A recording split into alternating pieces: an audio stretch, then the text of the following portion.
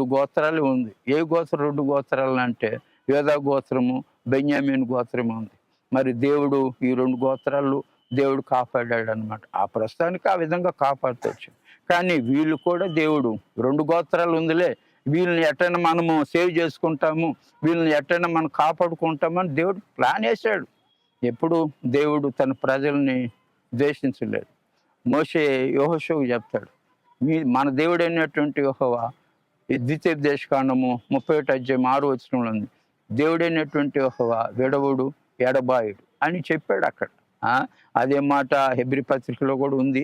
కాబట్టి దేవుడైనటువంటి ప్రేమ కలిగినటువంటి దేవుడు విడవుడు, ఆయన ఎడబాయుడు. మనకు ముందుగా నడుస్తాడని మోషే యెహోషువకు చెప్పి అతను ధైర్యపరిచాడు. మంచిదే, దేవునికి స్తోత్రం. కానీ పరిస్థితి ఏంటంటే దేవుని మీద వాళ్ళు తిరుగుబాటు చేశారు. దేవుని యొక్క ఆజ్ఞల్ని వాళ్ళు తృణీకరించారు.